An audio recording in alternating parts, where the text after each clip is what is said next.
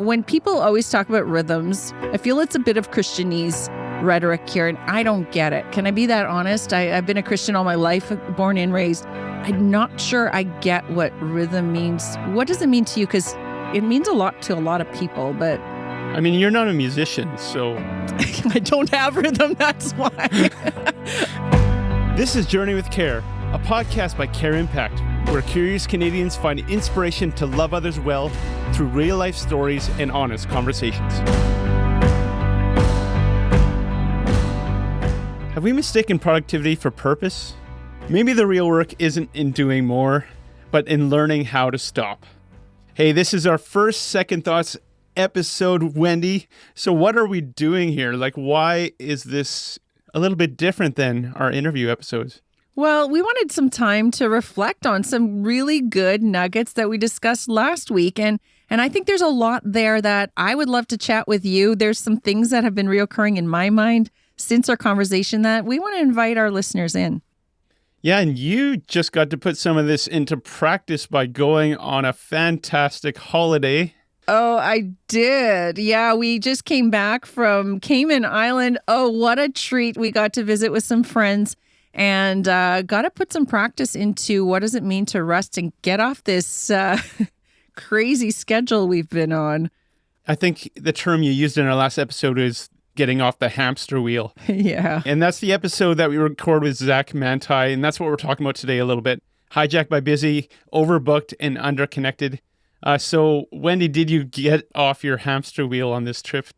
Zach gave us a challenge to go on a walk and don't listen to anything, stay disconnected, and just listen and hear the things around you, sort of thing. Well, I'll be real with you. After we recorded that, I was basically going. If anything, I sped up to slow down because anybody out there knows how much work it is to go on holiday, especially when you're leaving kids or other responsibilities at work behind. So I basically ran onto the tarmac, packing my bags right before we had to leave. I sat down, buckled in, and you know that feeling when you're like, you've checked in, you've gone through security, you're sitting in your spot, and you're just leaving the tarmac, the wheels are just coming off the ground. It feels like heaven. So I will say that at that moment, I detached from this world figuratively and literally, and I had a really good time. But my mind still kept going. I was still thinking of projects and my kids and this, that, and the other thing. I was still texting some things just so that I could unwind. It took a few days, I'm not going to lie.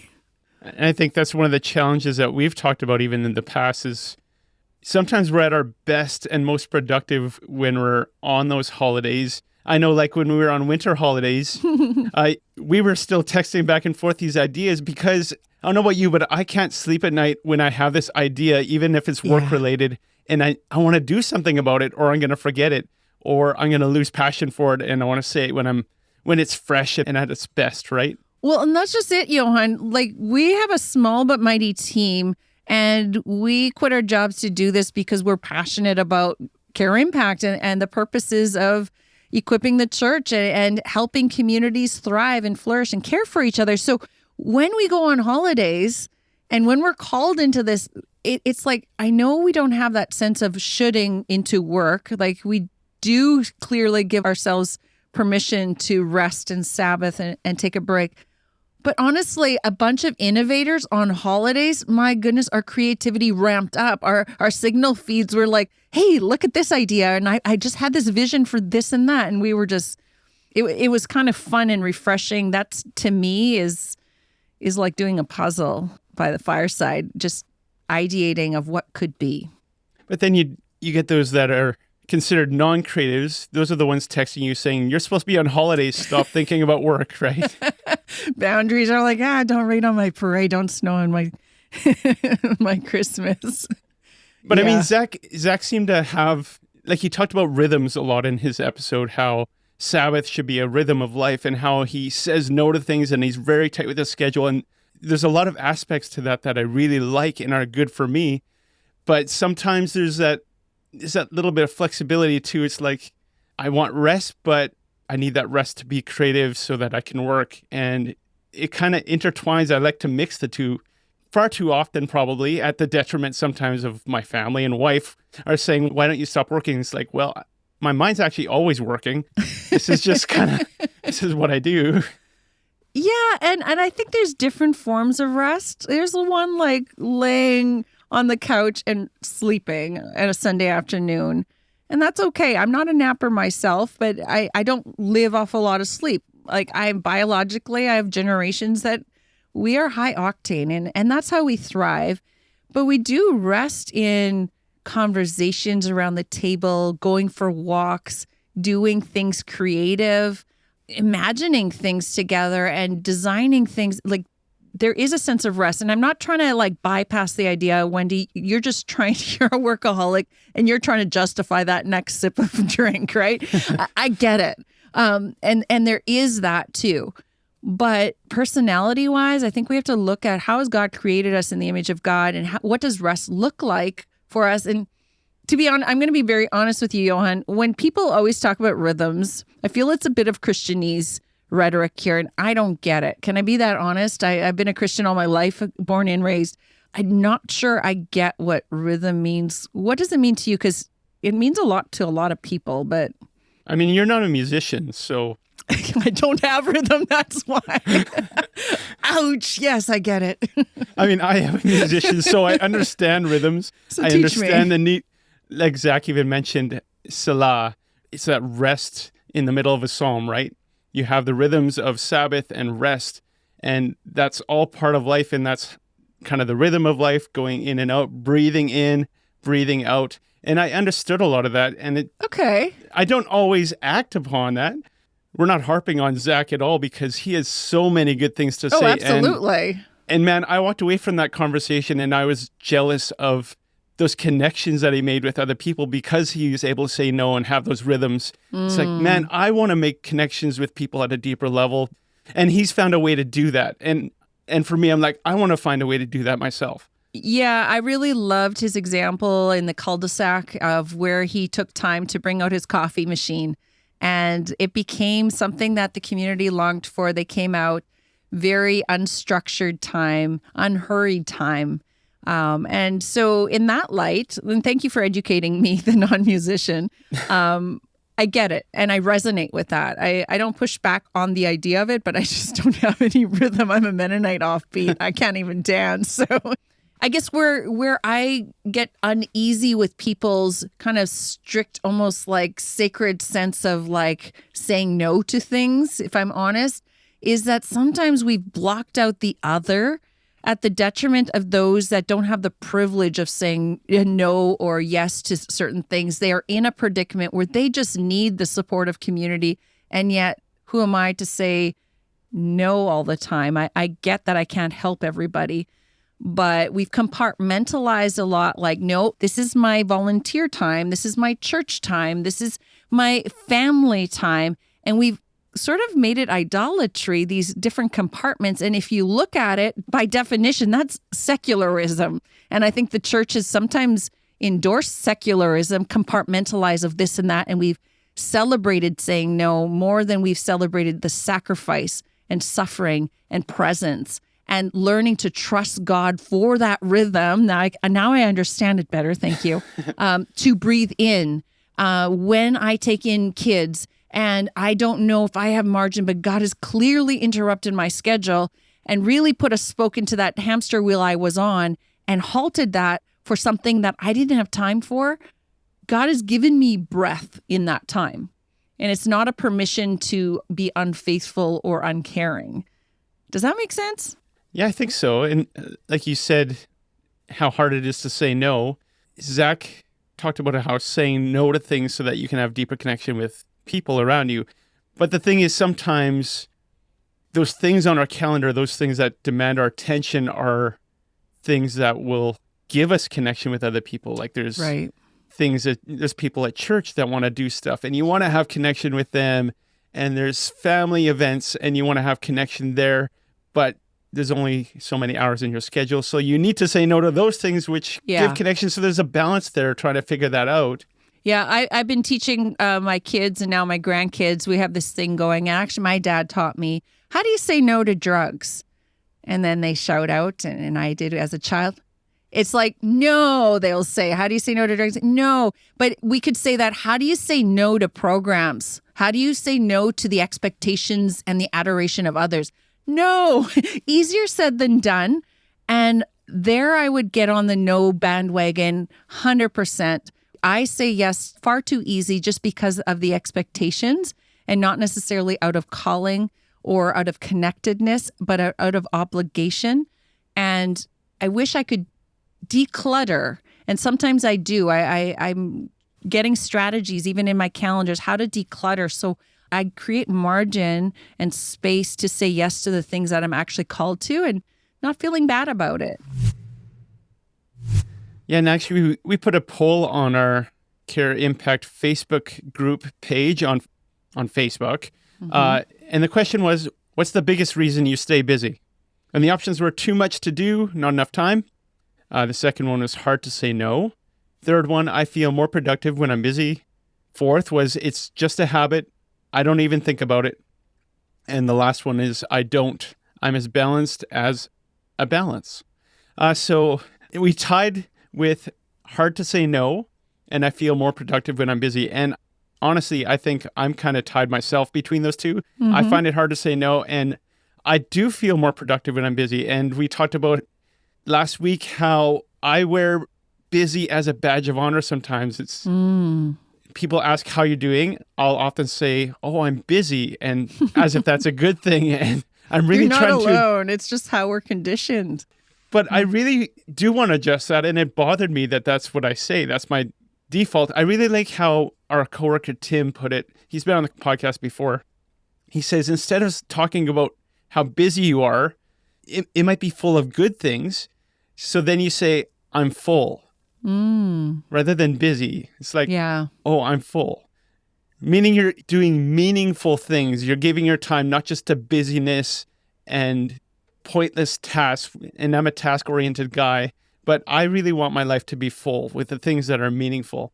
Don't you think, though, that in recent years, in our lifetime, this is aging us a bit already, but it's only accelerated, like with the instant, like thumb scrolling and the instant ads and the bombardment of media and just how efficient our phones are in coordinating and communicating with so many people. We are accessible all the time, that it's accelerated. Like so I was sitting on the beach just last week, having a good time. I honestly, I went snorkeling. I saw 2 stingrays and I swam with a shark, which is kind of freaky but fun for a prairie girl. And I saw beautiful golden fish. But I come back to the beach and it's so easy I couldn't even puzzle without listening to a podcast.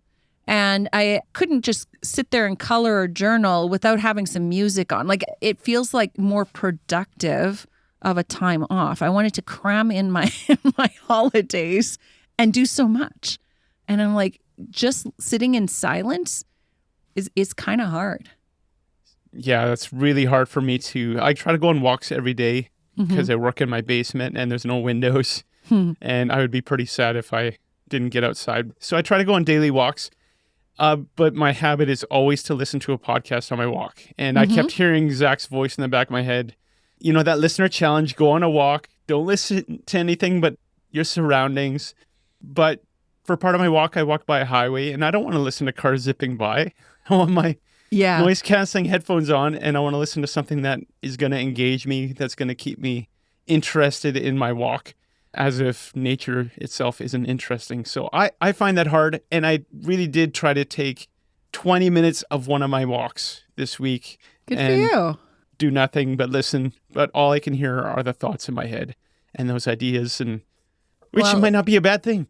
Yeah. And I think we just kind of have to lean into the moment. And what is God asking of us? Sometimes he wants us quiet. Sometimes we are filled by music and other ways that God speaks through those moments. Sometimes it's through a conversation. Will we stop having a conversation? Sometimes it's those very interruptions of stopping to talk to a neighbor that has been life-giving.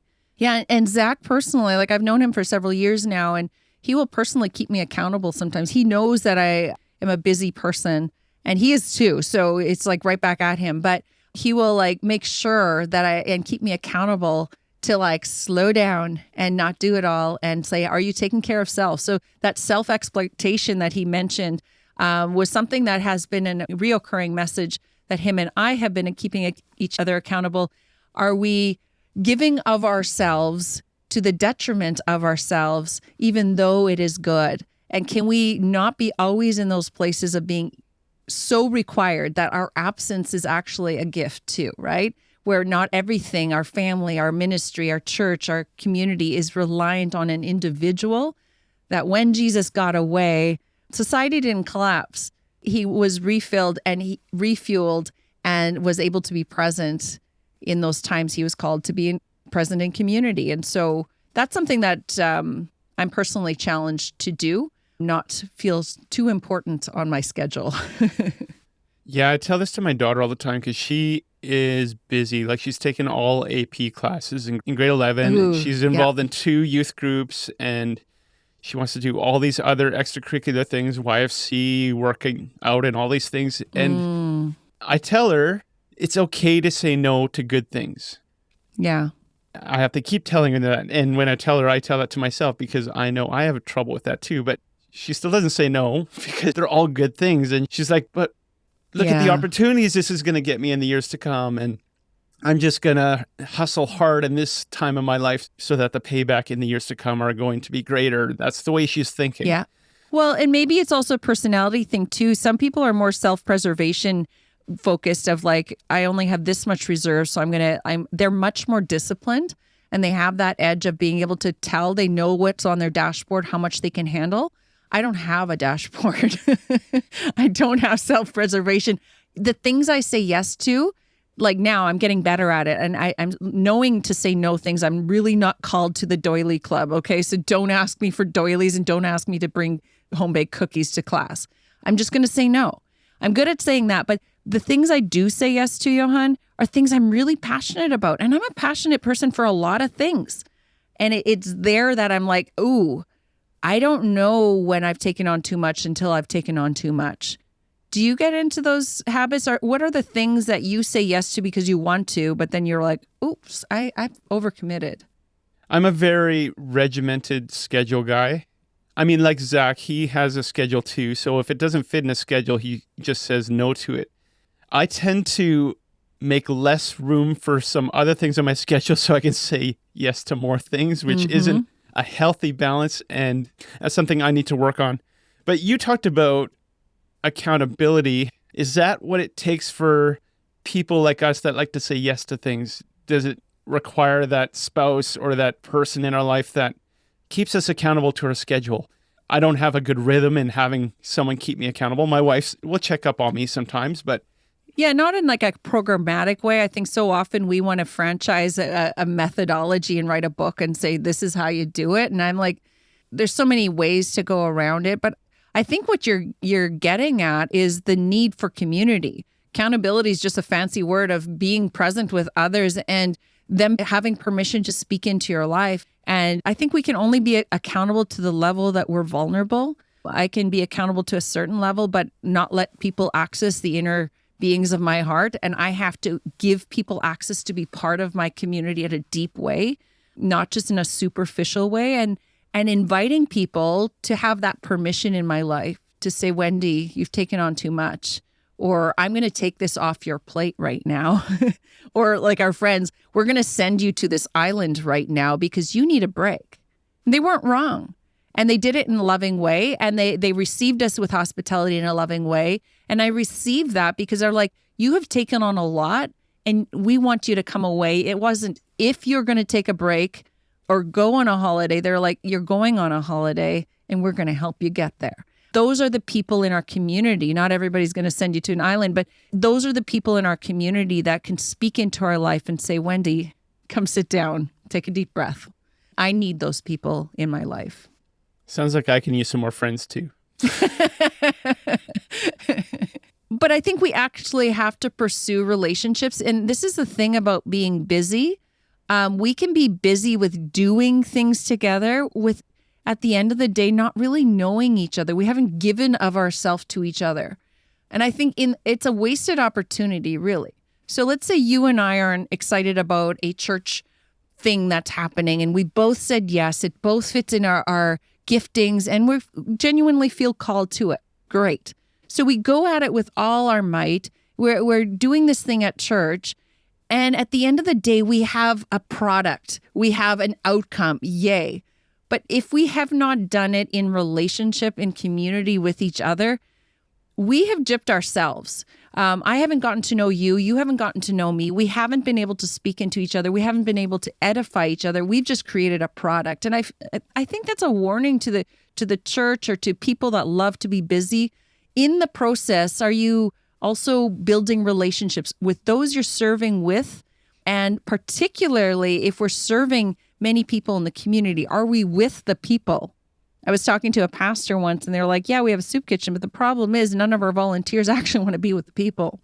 It's easier to give a can of soup, and they were being busy, but they weren't being vulnerable with each other. They weren't sitting with people who are actually needing more than that can of soup and that loaf of bread. And so it's how we're busy that will be life-giving. Yeah, I think that's almost a good way to wrap it up. Like even thinking about looking at your schedule and the things that you're busy with, are there opportunities for you to make a connection with the people in those activities? Mm-hmm. We're in the season of life where we're glorified taxi drivers for our kids. They need rides everywhere, every night, and it becomes a chore, right? Yeah. But if you think of it as a chore, you're not going to enjoy driving your kids and you're going to miss it on that connection time. It's like, wow, I actually get to sit beside my daughter for half an hour uninterrupted in the vehicle. Yes. So can I use that as a time of connection rather than another chore? Mm-hmm. It's like, sure, this busies my schedule, but it's now busied with something I can enjoy and find connection with. I think we need to look for more of those things in our schedule. And I think that'll be actually life-giving as well. So it's not always just expending out for that other. While we're doing it and we're praying, we're being with other. Like yesterday, I was driving one of my kids to school. Same thing. Did I have time for it? Not really. But it was a time of connection, like you said. And while I was waiting for them to come out, I was able to pray for them. And it was life-giving. I felt enriched. I felt so grateful for those times that we could have missed just being busy. Let's end it there, and we'll give our listeners the challenge this week. Look for one of those times where you feel it's busy in your schedule, but you can make a personal connection with someone and make it life-giving to you rather than life-sucking. Mm-hmm. Okay, so if today's conversation stirred something in you, or if you have thoughts on Zach's episode, hey, we'd love to hear reflections. Share your thoughts with us on the CareImpact podcast group on Facebook, or you can reach out to us directly. You can check the show notes for our email address or ways to connect with us. We'd love to hear from you and journey with you. But now it's time for Care Lingo. This is the part of the episode where we take the mystery out of the insider language you might hear from us or in caring communities. And today the phrase is spiritual bypassing. Ooh. Johan, if you were hearing the term spiritual bypassing for the first time, what might you think it means? I think I have two definitions I would give it, I think. The first one, spiritual bypassing. You know, when you try to fix a broken appliance by praying over it instead of calling a repairman. Now, I hate to admit it, but I've probably done this before to vehicles and appliances. That's why I'm laughing, because I've laid hands on my computer on vehicles and it sometimes works. But wow, this is cute. But yeah, I think... Yeah, if there's any other evangelicals on listening that have done something like this, let us know. And let us know if it's worked. Over it. Yeah, CareImpact podcast group. We'd love to hear what happened. Okay, my second definition, it's what happens when you skip church but tell everyone that you were there in spirit. Wow. Have you done that before? Me never. No, okay. I'm always there. Johan. Yeah, you're always there? Yeah, of course. Okay, what does spiritual bypassing really mean? Okay, so let's go for the real definition. For some of you, this might be familiar, but it is actually something that is actually very prevalent all around us here in Canada. It happens when we use spiritual beliefs or practices to avoid dealing with emotional pain or unresolved trauma or tough life situations. It might sound something like, just have more faith, or everything happens for a reason, or just pray about it. When there's actually tangible ways of responding to real human needs. It doesn't mean that we compartmentalize and we leave God out of it. It's just like, okay, really? Are we going to really bypass this situation rather than going into hard emotions or difficult situations? There's often an intolerance within Christian circles of discomfort. And so we want to quickly come up with a cliche type of response to real difficult situations. So it's kind of like sticking your head in the sand like an ostrich. Yeah. A little bit like that. Yeah, and the church is really good at it. And it actually prevents us from learning. It actually prevents the church from having a growth mindset, individuals from having a growth mindset, saying, you know what? Yes, Jesus is good. Yes, all these Bible verses that come to mind to respond to it are good and right. Yet, how can we sit in the discomfort? How can we learn and grow? And what does God mean? And how does God want me to respond in these situations? It causes us to want to learn trauma care or understand poverty better, rather than come up with just these tropes that make us feel good so that we can go on to the next subject. And when we're talking about caring for others, those people that are in hard places, children or elderly or those in our community, spiritual bypassing can look a lot like just wanting to give really cute answers of like, we're just going to love them with the love of Jesus. We're not going to like be equipped or actually hear from their perspective or be aware of what they're coming into our situations, but we're just going to love them with Jesus. And yes, we want to love them with Jesus, but sometimes we need to understand how Jesus would love the individual going through those difficulties. But we don't want to feel those things. We don't want to see those hard situations. In all honesty, we want to quickly get through it. So we'll quickly just like give them a Band-Aid care and not necessarily what they're looking for. We get the dopamine hit, but the person receiving our care when we spiritually bypass feels bypassed with some pat answers and Christianese. All right, spiritual bypassing. Well, listeners, if you got a term you'd like us to decode, maybe you heard us say it, or maybe you've heard it said in these circles that we're in, send it our way. We'd love to feature it on a future episode, and you can join the podcast group again, CareImpact podcast group, and maybe you can give us definitions to some future words that we'll have on there. Anyway, that's all for now. Until next week, always remember to stay curious. Thank you for joining us on Journey with Care. To get more information on weekly episodes, upcoming opportunities, or to connect with our community, visit journeywithcare.ca or find CareImpact on Facebook and Instagram. Or just check the show notes for these links and all the links related to this episode. Share your thoughts, leave us a message, and be part of a network of individuals journeying in faith and purpose. Together, let's discover how we can make a meaningful impact.